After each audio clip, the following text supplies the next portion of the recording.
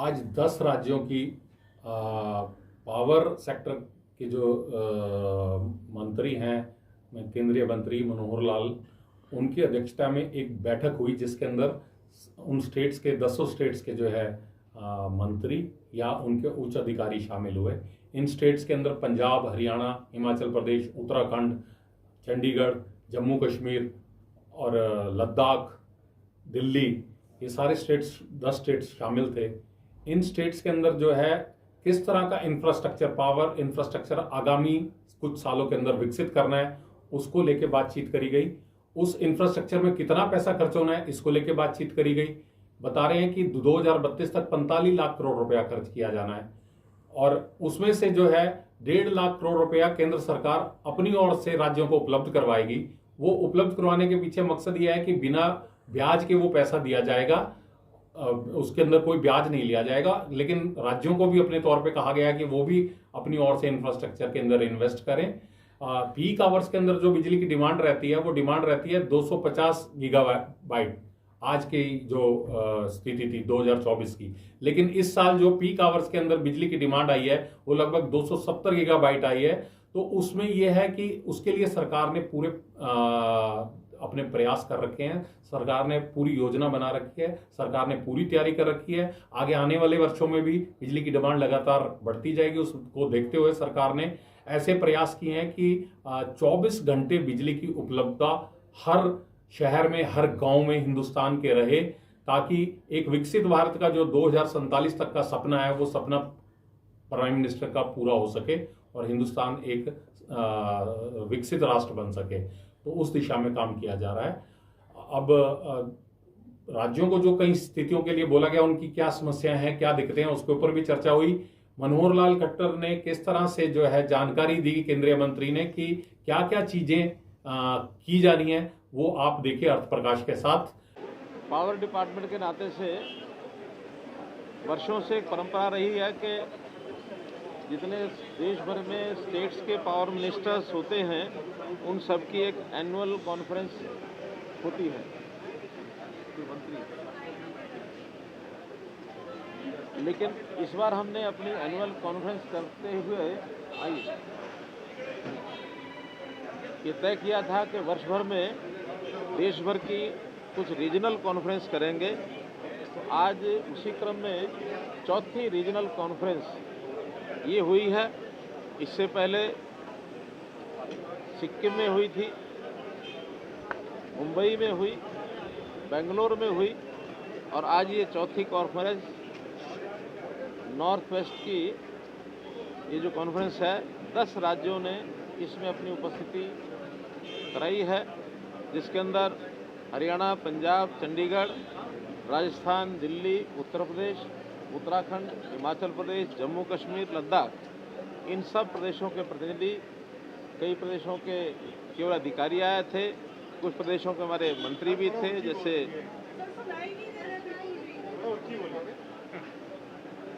कुछ प्रदेशों के मंत्री आए थे, कुछ जगह से अधिकारी आए थे, जैसे हमारे हरियाणा से अनिल विज जी पावर मिनिस्टर हैं, पंजाब से हमारे मंत्री स्वयं यहाँ आए हैं, इसी प्रकार से राजस्थान के मंत्री आए थे, दिल्ली के मंत्री थे, उत्तर प्रदेश के मंत्री थे, उत्तराखंड के मंत्री थे, हमारे जम्मू कश्मीर के मुख्यमंत्री स्वयं एनर्जी मिनिस्टर हैं, लेकिन उनके स्थान पर उनके एक मंत्री आए थे। इसी प्रकार से कुछ प्रदेशों के अधिकारी भी आए थे। तो आज जिन विषयों पर चर्चा हुई है उसमें सबसे पहले तो एक टारगेट हमने सबको ये बताया है कि देश के प्रधानमंत्री जी ने जैसा एक कहा है कि देश को 2047 तक हमको विकसित भारत बनाना है, तो विकसित भारत बनाने के लिए हमारा जो पावर डिपार्टमेंट का नारा है कि power for all at all times, ये हमने सिद्ध करके दिखाना, कभी पावर की कमी नहीं आने देंगे। जो प्रदेश, जो देश पावर डेफिसिट होता था, आज पावर सरप्लस की ओर हम जा रहे हैं और पावर सरप्लस हम हो चुके हैं। उस हिसाब से हर प्रदेश की क्या क्या स्थितियां हैं, क्या क्या समस्याएं हैं, क्या क्या उनके सुझाव हैं, जनरेशन किस प्रकार से बढ़ाई जा सकती है, ट्रांसमिशन में क्या क्या काम और किया जा सकता है, डिस्कॉम में क्या क्या कठिनाइयाँ हैं, कुछ नए आयाम भी उसकी खुल करके चर्चा होती है। लगभग 6 घंटे की इस मीटिंग में हर विषय की बारीकी से चर्चा हुई और मुख्य रूप से जिसके अंदर ये तय किया गया कि हम आने वाले 2025 अगस्त तक पहला विषय तय किया है कि जो प्रीपेड स्मार्ट मीटर्स हैं सभी government offices, government employees, government colonies इन सब में 31 अगस्त तक प्रीपेड मीटर लगा दिए जाएंगे ताकि पहले पेमेंट करो जैसा हम टेलीफोन के विषय में करते हैं, बाद में आपको सेवा मिलेगी। इसको बाद में और भी समाज के बाकी कंज्यूमर के ऊपर भी लागू किया जाएगा। और मैं समझता हूँ इसमें जो हमारे कमर्शियल, इंडस्ट्रियल और हाई लोड कंज्यूमर्स हैं सेकंड फेज में उनको लिया जाएगा, उसके बाद बाकी और मीटर्स को लिया जाएगा। इसी प्रकार पीक डिमांड एक ऐसा विषय होता है जिसके हिसाब से हमको पावर की सप्लाई इसको ध्यान करना होता है। पीक डिमांड सामान्यतः गर्मी के दिनों में आता है।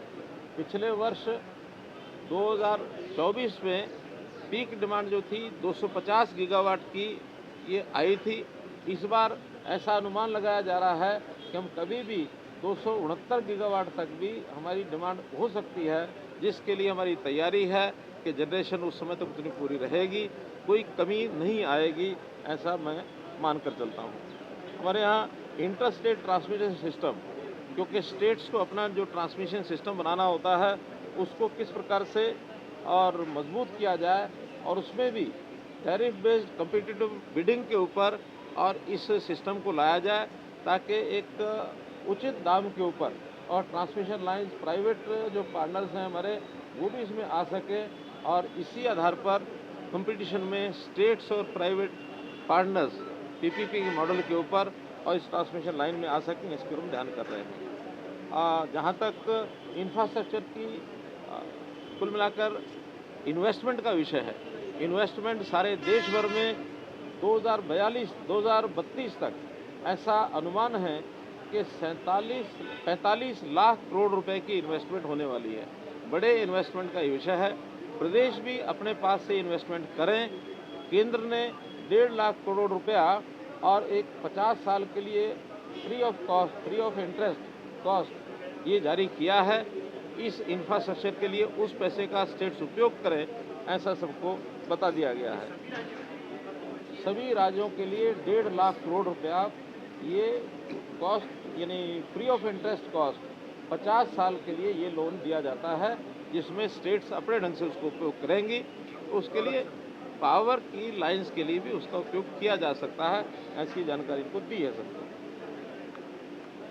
पावर परचेज कॉस्ट ये किस प्रकार से हम कम करें और लोगों को बिजली सस्ती कैसे मिले, इसके लिए कंपटीशंस में सब लोग आकर के अपने काम को करें और इसमें एनर्जी एफिशिएंसी कि हम उतनी ही पावर से ज़्यादा अप्लायंसेस को ज़्यादा उपयोग हम कैसे कर सकते हैं, उसके नॉर्म्स बनाए गए हैं, वो भी सब बता दिए गए हैं। इसी प्रकार डिस्ट्रीब्यूशन लॉसेज ये बहुत ज़्यादा जिन प्रदेशों में है उनको आगाह किया गया है कि डिस्ट्रीब्यूशन लॉसेज को कम करें। ऑन एवरेज नेशनल लेवल पर 16% ये AT&C लॉसेज हैं, लेकिन कुछ प्रदेशों के आज भी 17%, 18%, 20% तक भी हैं। वो कैसे अपने लाइन लॉसेज को कम करें, कैसे अपने स्मार्ट मीटर लगाएं, बिजली की चोरी रोकें, इससे भी हमारे डिस्कॉम्स मजबूत होंगे तो बिजली की व्यवस्था और अच्छी बनेगी। ग्रीन एनर्जी कॉरिडोर्स, अब देश में एक ये भी हमें प्रतियोगिता करनी पड़ेगी कि हम रिन्यूएबल एनर्जी को कितना ज़्यादा लागू कर सकते हैं, पैदा कर सकते हैं और लोगों को सप्लाई कर सकते हैं। 2014 में जो हमारा ग्रीन एनर्जी का शेयर था वो 32% था, आज 49% तक पहुंच गया है। बहुत जल्दी हम 50% पार करने वाले हैं। और ग्रीन एनर्जी के नाते से जितनी इंडस्ट्री है वो अपने प्रोडक्ट्स वो कैसे ग्रीन एनर्जी से उत्पादित हों, ताकि आने वाले समय में जो इंटरनेशनल लेवल पर कुछ रेस्ट्रिक्शंस लगाए जाने की संभावना है कि ग्रीन एनर्जी से बना हुआ प्रोडक्ट वही एक्सपोर्ट हो पाएगा, तो हम अपनी इंडस्ट्री को ग्रीन एनर्जी ज़्यादा दे सकें। इसके लिए ग्रीन एनर्जी कॉरिडोर ये बनाने की शुरुआत हमने कही है। हर प्रदेश में एक दो ग्रीन एनर्जी कॉरिडोर बनाने की योजना बनाएं, ताकि अगले वर्ष में ग्रीन एनर्जी कॉरिडोर ये बन सके, उस इंडस्ट्री को हम ग्रीन एनर्जी प्रोडक्ट ये बना सकें। इसी प्रकार से ऑपरेशनल एफिशिएंसी को बढ़ाने के लिए और डिस्कॉम की फाइनेंशियल वायबिलिटी को बढ़ाने के लिए जो हमारे एटीएमसी लॉसेज हैं उनको कम करने के लिए आरडीएसएस जो एक प्रोग्राम हमारा है उसके माध्यम से अधिक सहायता ये दी जा सके। उसमें बहुत से प्रोजेक्ट्स का डिमांड हमारे पास आई है, सुझाव भी आए हैं, उसके हम पॉजिटिवली विचार करेंगे। हम इन सब प्रायोरिटीज़ को ध्यान करते हुए ये अश्योर करते हैं कि अब आने वाले समय में हम अपनी आवश्यकताएं तो पूरी करेंगे ही करेंगे, हम पावर की आवश्यकता पड़ने पर दूसरे देशों को, जो हमारे पड़ोस के देश हैं, उनको भी अगर बिजली की आवश्यकता होगी तो हम उनको एक्सपोर्ट करने की स्थिति में भी होंगे। आज इस समय भूटान, म्यांमार, बांग्लादेश और श्रीलंका तो अभी होना है, बाकी 3 देशों में एक्सपोर्ट कर रहे हैं। नेपाल ऐसा प्रदेश है जिससे हम इंपोर्ट भी करते हैं, एक्सपोर्ट भी करते हैं। अब आगे चलकर यूएई, इनके साथ भी हमारा समझौता हुआ है, करार हुआ है। एक अंडर द सी केबल, इसका एक एमओयू हुआ है जो 2000 किलोमीटर की एक समुद्र के अंदर एक ट्रांसमिशन लाइन ये बिछाई जाएगी। 30,000 करोड़ रुपए का उस पर खर्च आएगा। ये अभी पाइपलाइन में है इस विषय को, और मैं समझता हूँ इसकी सफलता मिलने के बाद हम इंटरनेशनल लेवल पर एक बड़ा कदम पावर सप्लाई का, जो टू एंड फ्रो इंपोर्ट भी कर सकते हैं, एक्सपोर्ट भी कर सकते हैं, इस लाइन पर भी हम काम कर रहे हैं। कुल मिलाकर के पिछले 1 वर्ष में पावर डिपार्टमेंट में पर्याप्त काम हुए हैं। आगे आने वाले समय में भी पावर डिपार्टमेंट की ओर से हम देश की जनता को भी, एडमिनिस्ट्रेशन को भी, सबको विश्वास दिलाते हैं कि इस डिपार्टमेंट के माध्यम से जो ऊर्जा की हमारी आवश्यकता, देश को विकसित भारत बनाने के लिए हमारा ट्रेड बढ़े, हमारी इंडस्ट्री बढ़े, हमारे पावर की जो आवश्यकता है, चाहे वो कंज्यूमर के लिए किसी भी रूप में आवश्यकता, उसको हम पूरा करें। प्रीपेड मीटर्स की बात की है, प्रीपेड मीटर्स की हमने बात की है, पर प्रीपेड मीटर्स का लगातार विरोध होता रहा है। प्रीपेड मीटर्स को लेकर पंजाब अगर या हरियाणा या और भी जगहों की बात करें, नॉर्थ में खासकर उसका विरोध काफी हुआ था, खासकर किसानों की तरफ से। उसको गाँवों में बहुत सारा विरोध हुआ था। हालांकि क्या ये जो स्कीम है सिर्फ सरकारी अफसरों तक की, सरकारी ऑफिस में सीमित रहेगी या फिर लोगों तक भी आएगी? देखिए, इसीलिए हमने इसको चरणबद्ध तरीके से किया है, ताकि लोगों में कोई भ्रम ना रहे कि प्रीपेड से किसी प्रकार को कोई ज़्यादा पैसा देना पड़ेगा। और किसान को तो वैसे भी इसकी चिंता इसलिए नहीं करनी है, चाहे हरियाणा हो, चाहे पंजाब हो या अन्य प्रदेश हो, किसानों को आज बिजली लगभग प्राय फ्री मिलती है। जितना किसानों का बिल है वो सब सरकारें सब्सिडी के रूप में देती हैं, चाहे पंजाब है, चाहे हरियाणा है। खासकर इन 2 प्रदेशों की बात करता हूँ, किसान को बिजली फ्री मिलती है और उसकी सब्सिडी सरकार देती है। इसलिए उनके लिए कोई महत्व नहीं है कि वो प्रीपेड होता है या नहीं होता है। जहाँ जिन लोगों को, जो कंज्यूमर रियल में अपने बिल का पेमेंट करते हैं, उसमें हमने स्टार्ट किया है गवर्नमेंट के ऑफिस से। और गवर्नमेंट ऑफिस में भी जो हायर लेवल के जितने ऑफिसर्स हैं, जो नेता हैं, जो उनके मंत्री हैं, मैंने तो यहाँ तक आज ये कहा है कि सबसे पहला प्रीपेड मीटर हमारे मुख्यमंत्रियों के घर से लगना चाहिए, पावर मिनिस्टर के घर से लगना चाहिए। हमारे दोनों पावर मिनिस्टर साथ खड़े हैं तो इसलिए हम अपने से शुरू करेंगे ताकि इसका एक डिसिप्लिन बैठे। इस डिसिप्लिन में मैंने बताया बड़ी मात्रा में हमको चूँकि इन्वेस्टमेंट का पैसा जो इकट्ठा करना है, एक मात्रा ये है कि इसमें 1-2 महीने का जो सारे देश भर का बिल है वो अगर पहले आता है तो इन्वेस्टमेंट में काम आएगा।